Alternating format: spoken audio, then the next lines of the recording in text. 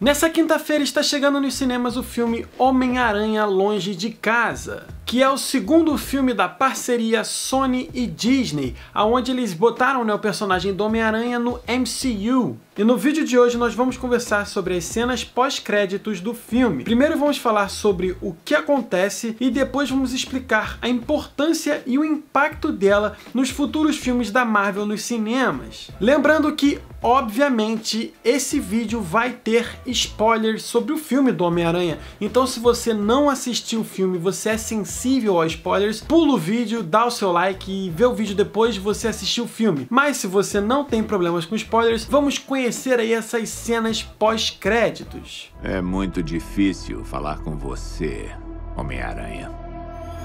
Mas antes de falar das duas cenas, porque são duas cenas no filme, temos que lembrar duas coisinhas. Primeiro que, obviamente, esse filme é uma sequência direta de Vingadores Ultimato, ou seja, no filme é retratado muita coisa do pós todos os acontecimentos do último filme dos Vingadores, que foi lançado aí há pouco tempo atrás. E a segunda coisa é que temos que lembrar que esse é o último filme da fase 3 da MCU nos cinemas. Muitas pessoas acreditavam que o Vingadores Ultimato era o último filme, mas foi revelado que não. Esse filme do Homem-Aranha que é o último filme aí encerra a fase 3. E como eu já revelei pra vocês, esse filme segue o padrão dos principais filmes da Marvel nos cinemas aí nos últimos anos, onde ele tem duas cenas pós-créditos. Uma cena logo depois do início dos créditos e uma última cena, né, a segunda cena no final de todos os créditos. Aquela cena que você tem que esperar bastante, você vê o nome de todo mundo e depois entra essa cena. Primeiro vamos falar da primeira cena, né? Vamos falar o que acontece e vamos dar a explicação dela e depois a gente faz da segunda cena.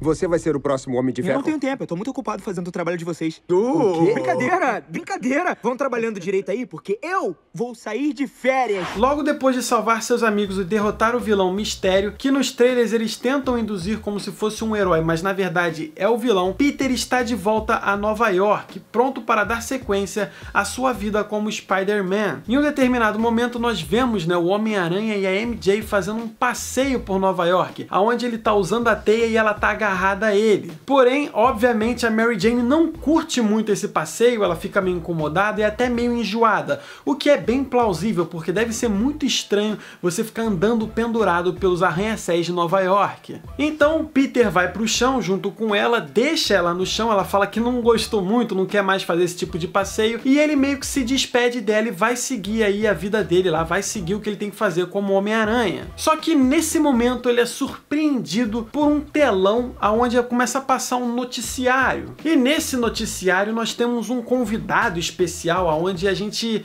meio que se impacta com quem é ele. Isso porque o convidado é dono de um site chamado clarindiario.net. E esse convidado, obviamente, é ninguém mais, ninguém menos que JJ Jameson, que nos quadrinhos já foi chefe do Peter Parker e tal. É o dono do jornal que todo mundo amava no primeiro Homem-Aranha do Sam Raimi. E é aí que você é pego de surpresa, porque o JJ Jameson, que foi interpretado pelo J.K. Simmons, né, no primeiro Homem-Aranha, é retornado pelo J.K. Simmons. Ele mais uma vez está dando vida ao JJ Jameson e obviamente que todo mundo fica maluco quando isso acontece, mas ainda tem mais coisa nessa cena. Isso porque o JJ Jameson revela um vídeo, e esse vídeo é algo inimaginável, porque o Mistério, né, que nos trailers parece como um herói, mas no filme, obviamente, ele é o vilão, como eu já até falei aqui no canal algumas vezes. Ele faz uma espécie de um vídeo editado mostrando que, na verdade, todos os desastres que aconteceram no filme, principalmente na Europa, foram causados pelo Homem-Aranha e não por ele. E o vídeo é muito bem editado, diga-se de passagem. E, como se não bastasse, no final do vídeo, o Mistério chega perto da câmera e revela que o Homem-Aranha é o Peter Parker. Sim, galerinha, o maior medo do Peter Parker acontece aí no final do filme Homem-Aranha Longe de Casa, onde ele tem a identidade dele revelada. Explicando rapidamente o impacto que essa cena pode ter nos futuros filmes da Marvel e nos futuros filmes do Homem-Aranha. O que acontece? O Peter Parker, nos quadrinhos e até nos filmes dele, sempre é revelado que o maior medo dele, o ponto fraco dele, é que ele tem a identidade dele revelada. Por quê? Porque tendo a identidade identidade revelada dele, ele não é o único, ele não se torna um único alvo. As pessoas que são envolvidas com ele também se tornam alvo. A tia May, a Mary Jane, os amigos dele se tornam alvos dos rivais dele. Ou seja, se você quer atingir o Peter Parker, mas não consegue ganhar dele no confronto direto, você vai atrás da tia May e captura ela, que ele fica desesperado. Basicamente é isso, e esse é o maior medo que ele tem nos quadrinhos, é o maior medo que ele tem nos filmes, e é um medo que ele vai ter que começar a encarar agora.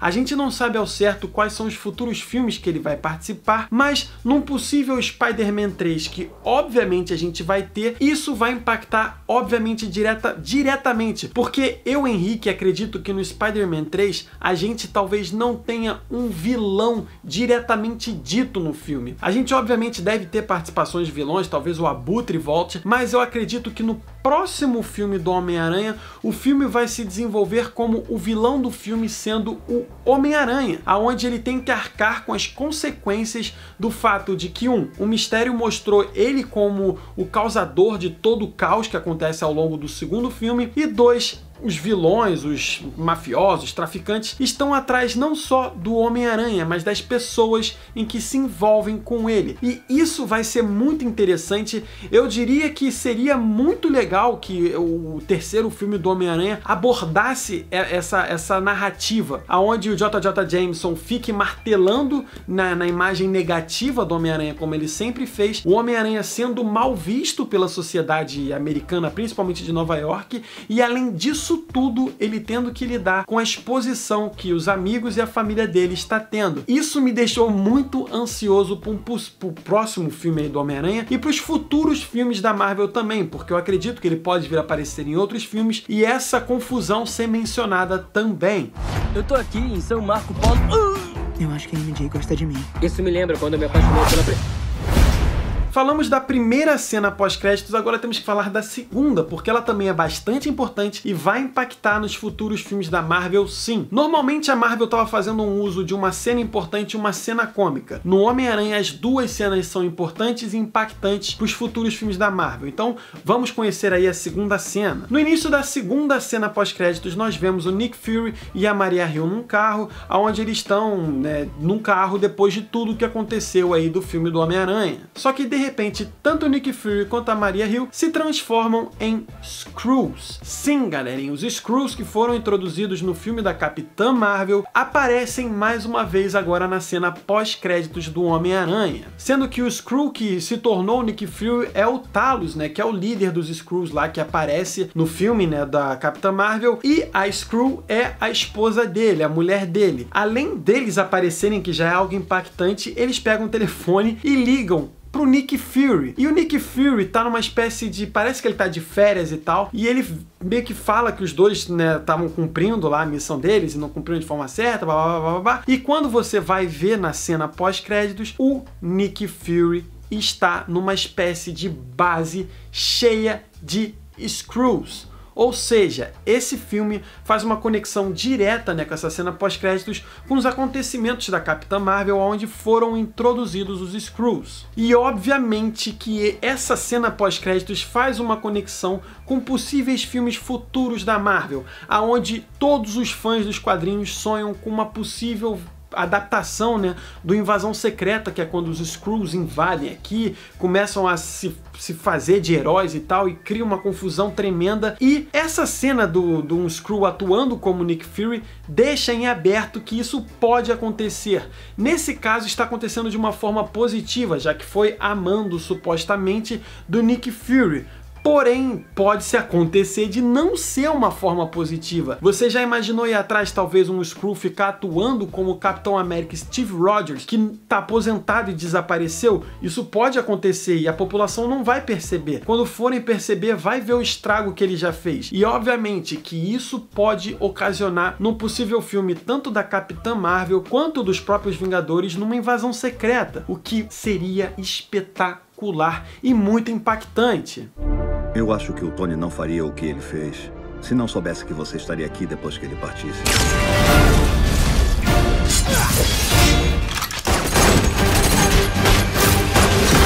Então é isso, esse foi o videozinho de hoje falando pra vocês das duas cenas pós-créditos aí do filme Homem-Aranha Longe de Casa. Obviamente que a gente ainda vai ter mais vídeos aqui no canal falando, né, do filme do Homem-Aranha, falando da dublagem, falando do mistério. Eu posso fazer um videozinho dedicado ao dublador do mistério. Comenta aqui embaixo se vocês querem isso. Também não se esqueça de esmagar o like, se inscrever no comentário nerd caso você não seja inscrito. Por hoje é só, um abraço e até o próximo vídeo.